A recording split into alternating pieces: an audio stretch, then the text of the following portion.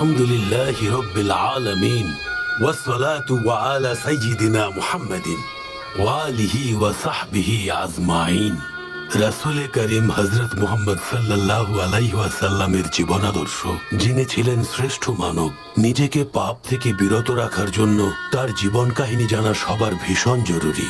হযরত মুহাম্মদ সাল্লাল্লাহু আলাইহি ওয়াসাল্লাম ইবনে আব্দুল্লাহ ইবনে আব্দুল মুত্তালিব ইবনে হাশিম ইবনে আব্দে মানাফ ইবনে কুসাই ইবনে কিলাব ইবনে মুর্রাহ ইবনে কাব ইবনে লুই ইবনে গালিব ইবনে ফাহার ইবনে মালিক ইবনে নাদর ইবনে কিনানা থেকে শুরু করে আদনান পর্যন্ত, এবং তার অনেক বছর পর আল্লাহর প্রিয় বান্দা সাইয়্যিদিনা ইসমাইল আলাইহিস সালাম, যিনি সাইয়্যিদিনা ইব্রাহিম আলাইহিস সালামের পুত্র, তার কাছে পৌঁছায়। বলা হয়ে থাকে আব্দে মানাফের পুত্র হাশিম একজন সুদর্শন এবং সাহসী মানুষ ছিলেন, আর তিনি অনেক সম্মানও অর্জন করেছিলেন। অন্য ভাইদের মতো তিনিও বণিক ছিলেন। তার সময় মক্কা ছোট শহর থেকে ব্যবসার একটি গুরুত্বপূর্ণ জায়গায় রূপান্তরিত হয়েছিল। তখন তিনি কজন রোমান রাজার সাথে দেখা করেছিলেন, যারা তাকে পছন্দ করেছিলেন। তিনি তখন রোমান ভূমিতে কুরাইশ বংশের জন্য ব্যবসার অনুমতি চেয়েছিলেন, আর পেয়েও ছিলেন।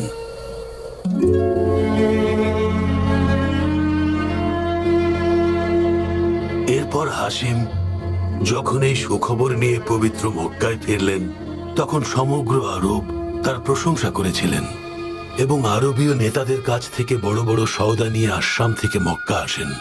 কুরাইশদের দুটি ব্যবসায়িক ভ্রমণ হয়, সেই বর্ণনা পবিত্র কোরআনুল কারিমে আছে। হাশিমের ভাইয়েরাও তার পথেই হাঁটে। তারা আবিসিনিয়া থেকে শুরু করে ইয়েমেন ও আলহেরায় ব্যবসায়িক ভ্রমণ করেন। এরপর থেকে তারা বছরে দুবার ব্যবসায় বের হতেন, শীতকালে আসামে এবং গ্রীষ্মকালে ইয়েমেনে। এখানে হাশিমের একটা গল্প আছে। একজন রোমান রাজা তার সাথে নিজের কন্যার বিয়ে দেওয়ার প্রস্তাব দেন, তাই তিনি গাজ্জাহতে চলে যান এবং সেখানেই মৃত্যুবরণ করেন। তারপর থেকেই এটি গাজ্জাহ হাশিম নামে পরিচিত। হাশিমের বিয়ে হয়েছিল মক্কা শরীফে। সেখানে তার 3 পুত্র ছিল, নাদলা, আবু সাইফি এবং আসাদ। একবার তিনি ইয়াত্রিব হয়ে আসাম যাওয়ার পথে বন্ধু আমরের সাথে দেখা হয়ে যায়, যার পিতা জায়েদ ছিলেন একজন খাজরা জাতির নেতা। হাশিম তার কন্যা সালমাকে বিবাহ করেন, যার গর্ভ থেকে পুত্র সাইবার জন্ম হয়। পরে তিনি গাজ্জাতে মারা যান, যেটা আমি পূর্বেই আপনাদের বলেছি। তার মৃত্যুতে মক্কায় শোকের ছায়া নামে। পুত্র সাইবা সাবালক হওয়া পর্যন্ত মায়ের সাথে থাকতে শুরু করেন। এরপর মুত্তালিব ইয়াত্রিবে গিয়ে পৌঁছান এবং তার ভাতিজা সাইবাকে মক্কায় নিয়ে আসেন। উটের পিঠে আল মুত্তালিবের সাথে তাকে দেখে মক্কাবাসী তাকে আব্দুল মুত্তালিব নাম দেন। আব্দুল মুত্তালিব বড় হতে থাকেন এবং মক্কার প্রধান হয়ে যান। তার একটি মাত্র পুত্র ছিল আল হারিস। তিনি আব্দে মানাফ বংশের ভাইদের নিয়ে শক্তিশালী হয়ে ওঠেন। তার সম্মান আর খ্যাতি আরবের প্রত্যেকটি কোণায়, প্রত্যেকটি জাতির মধ্যে ছড়িয়ে পড়েছিল। এবং একদিন তিবাহ খনন করো আব্দুল মুত্তালিব। তিবা? কি এই তিবা? বোররাহ খনন করো। বোররা?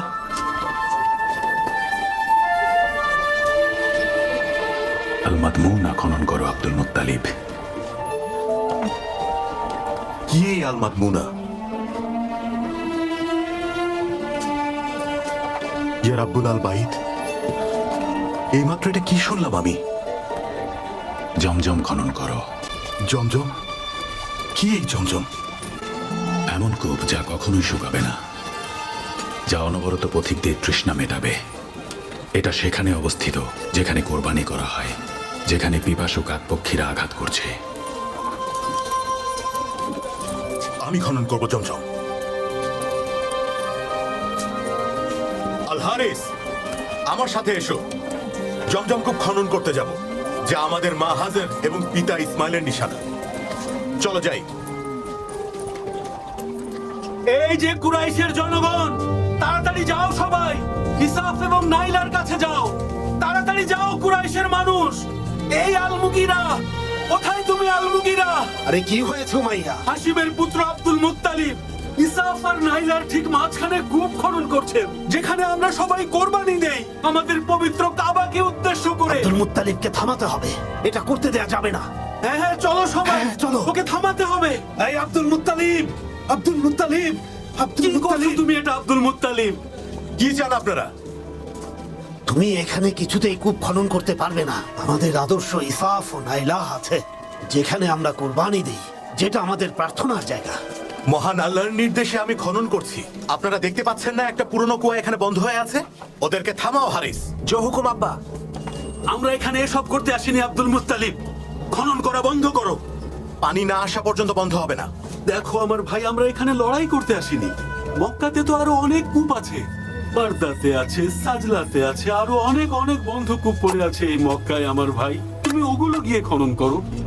কেন কেন এত জায়গা থাকতে তুমি এখানেই খনন করছো? অন্য কোনোটা খনন করো, আমরা সাহায্য করব। আমার কাছে নির্দেশ এসেছে। কে তোমাকে নির্দেশ দিয়েছে আব্দুল মুত্তালিব? এক অলৌকিক কণ্ঠ আমাকে নির্দেশ দিয়েছেন। আমাকে এখন আমার নির্দেশ পালন করতে দিন। আমি আমার নির্দেশ পালন করেই থামবো। এটা হতে পারে না। তোমার পুত্রকে সরে যেতে বলো, তারপর দেখছি। ভুলে যেও না, তুমি এখানে একা দাঁড়িয়ে আছো। কার সাহসে এসব তুমি করছো? ইয়া রাব্বিল কাবা, এটা কি?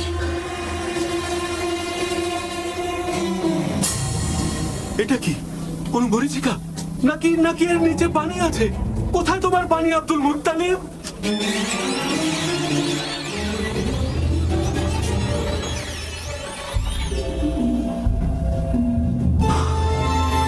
গুপ্তধন, এগুলো জুরহুমের। মক্কা থেকে যাওয়ার সময় রেখে গেছে। এখানে দুটো সোনার হরিণ আর 7টা স্বর্ণের তলোয়ার আছে, স্বর্ণের ঢালও আছে। এর ভাগ কিন্তু তোমাকে দিতে হবে আব্দুল মুত্তালিব। ভাগ কেন দেব? যে জিনিস আমি নিজে পেয়েছি সেটার ভাগ কেন আপনাদেরকে দিতে যাব? ভাগ তোমাকে দিতেই হবে। আমরা তোমার অভিভাবক, আমাদের অধিকার আছে। পুরো কুরাইশ আমার সাথে আছে। আমি জানি এরা আমার জন্য লড়বে। হাশেমের বংশকেও যদি ডাকি, যাই হয়ে যাক না কেন, তারা আমাকে বাঁচাতে আসবে, কেউ কিছু করতে পারবে না।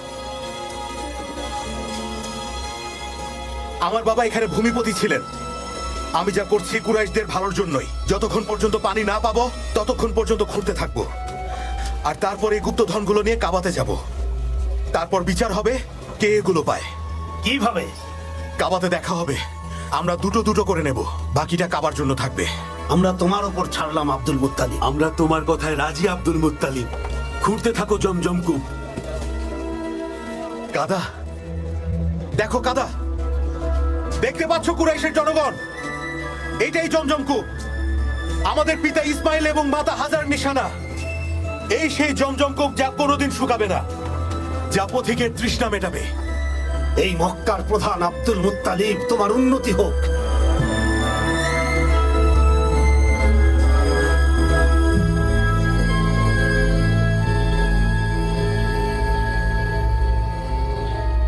এরপর আব্দুল মুত্তালিব জমজম থেকে গুপ্তধন নিয়ে কাবাতে চলে গেলেন, যেখানে ভাগ্যের পরীক্ষা হয় তীরন্দাজের দ্বারা। এরপর সেখান থেকে তিনি দুটো সোনার হরিণ জিতে আল কাবার দরজায় লাগান এবং স্বর্ণ দিয়ে পবিত্র কাবার তালা চাবি বানান। এরপর আব্দুল মুত্তালিব কূপ খননের সময় নিজ বংশের মানুষের ব্যবহার দেখে দোয়া করেন, আল্লাহ তাআলা তাকে 10টি পুত্র সন্তান দান করলে তিনি একটি পুত্র কুরবানি করবেন। তার স্ত্রী সুমরা আল আমিরিয়ার পর আব্দুল মুত্তালিব 4টি বিবাহ করেন, যাদের ঘরে 10টি সন্তান জন্ম নেন। যখন 10টি পুত্র সন্তান হয়, তখন তিনি কোরবানির জন্য ভাগ্য পরীক্ষা করলেন পুত্র আব্দুল্লাহর, যিনি নবী মুহাম্মদ সাল্লাল্লাহু আলাইহি ওয়াসাল্লামের পিতা ছিলেন এবং 10 পুত্রের মধ্যে সবচেয়ে প্রিয় ছিলেন। এই যে মাসুম বাসীগণ, আপনাদের সন্তান, তাকে বাঁচান। আব্দুল মুত্তালিব তার সন্তানের কোরবানি দিচ্ছেন। ওর মাথা খারাপ হয়ে গেছে। চলো তাড়াতাড়ি। জমজমের কাছে নিয়ে গেছে। তাহলে এটা পুরো কুরাইশ বংশের রীতি হয়ে যাবে। তাড়াতাড়ি চলো, তাড়াতাড়ি চলো। পিতার প্রতি তোমার আনুগত্য দেখে আমি মুগ্ধ আব্দুল্লাহ। না, এটা করবেন না আব্বা। দয়া করুন, ছেড়ে দিন ওকে, ছেড়ে দিন ওকে। নিশ্চয়ই আল্লাহ তাআলা অন্য কোনো পথ দেখাবেন। আমি শপথ করেছিলাম, আমি এখন আমার শপথ ভাঙতে পারি না বাবা। হে আব্দুল মুত্তালিব, হে মক্কার প্রধান, এমন করো না, করো না এমন। না, অনর্থ করো না মক্কা এটা প্রধান। করবেন না মক্কা প্রধান। তাহলে আমার শপথের কি হবে কুরাইশগণ? হে আব্দুল্লাহ, আমার বোন ফাতিমার পুত্র, স্বয়ং আল্লাহ তাআলা এই কোরবানি হতে দেবেন না। আমার শপথ, যদি আমার শপথ ভাঙি তাহলে আমার নাম আব্দুল মুত্তালিব না। না আব্বা, না, ও আমাদের সবচেয়ে প্রিয় ভাই আব্বা। এটা করো না আব্দুল মুত্তালিব, ও আমার সন্তানের মতো, আর তোমার তো নিজের সন্তান। দাঁড়ান, এই জুবাইর, আর তুমি হারিস, এই আব্দুল মানাফ, কিছু করো, কিছু করো তোমরা। হে আব্দুল মুত্তালিব, তুমি যদি এখন নিজের পুত্রকে কুরবানি করো তাহলে তা কুরাইশ বংশের রীতি হয়ে যাবে। তুমি তো আমাদের জন্য উদাহরণ। আল্লাহর দোহাই, আল্লাহর দোহাই আব্দুল মুত্তালিব, তুমি থামাও এটা। এর বদলে কি চাও বলো, আমরা আমাদের সমস্ত সম্পদ দিয়ে দেব। এটা করো না। আপনারা কি বলেন কুরাইশগণ? এখানকার প্রধান আব্দুল মুত্তালিব কি কখনো তার দেয়া ওয়াদা ভঙ্গ করতে পারে? তার কাছে দেয়া ওয়াদা, যিনি আমাকে পথ দেখিয়েছিলেন জমজম কূপ খনন করার, সেই জমজম যা মানুষের তৃষ্ণা নিবারণ করছে। শোনো সবাই, চলো আমরা আল হিজাজে যাই। ওখানে একটা উপায় হবেই। ওখানে একজন আছে যার কাছে জিন থাকে। তিনি যদি বলেন যে কোরবানি দাও, তাহলে দিয়ে দিও। কিন্তু এমনও তো হতে পারে উনি আমাদেরকে অন্য কোনো উপায় বলে দেবেন, তাহলে সেটা মেনে নিও। আল্লাহ সাক্ষী আছেন, আব্দুল্লাহ আমার সবচেয়ে প্রিয় পুত্র। যখন ওকে আমি বললাম নিজের ওয়াদা রাখতে ওকে আমার কোরবানি দিতে হবে, সে বলল, বাবা আপনার কথা রাখতে আমি কোরবানি হতে রাজি, নিয়ে যান আমাকে। আমার পুত্রেরা, আল হিজাজে যাওয়ার ব্যবস্থা করো তোমরা। হয়তো ওখানে গেলে একটা উপায় খুঁজে পাবো। ইয়া রাব্বুল কাবা, বাঁচান আব্দুল্লাহকে। আমার চুলের পরিমাণ স্বর্ণ এবং রূপা সদকা দেব। ইয়া রাব্বুল কাবা, বাঁচান আব্দুল্লাহকে। আমি আমার চুলের পরিমাণ স্বর্ণ এবং রূপা সদকা দেব।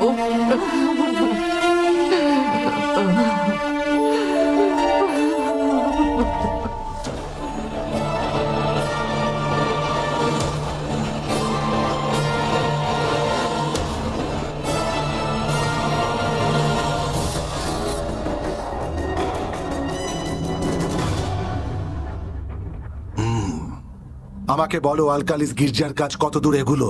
ইবনে মাকসুদ, কাজ প্রায় শেষের দিকে চলে এসেছে প্রভু। খুব দ্রুত আমরা ওখানে নাজরানের শহীদদের শেষাংশ নিয়ে যাব। আর এই গির্জা পৃথিবীর বুকে সবচেয়ে সুন্দরতম গির্জা হবে। পুরো দুনিয়া দেখবে আমার পক্ষে কি কি করা সম্ভব। তাহলে কি এই গির্জার নাম নাজরানের শহীদদের নামে হবে, যারা নাওয়াজে পড়ে গিয়েছিল? অবশ্যই। আরবের সবাইকে নির্দেশ দেব ওখানে তীর্থযাত্রা করতে।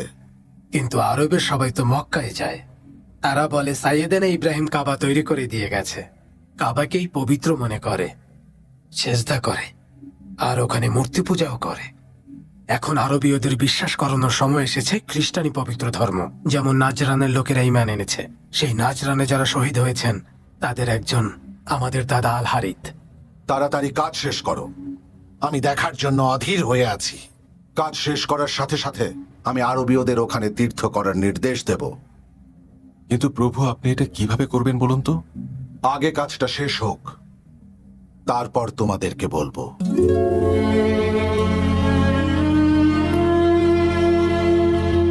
কি হলো আব্দুল মুত্তালিব, কোনো ভালো খবর? আব্দুল্লাহ বেঁচে গেছে। কিভাবে? আরে একটু ধৈর্য ধরো, আমাকে একটু বসতে তো দেবে।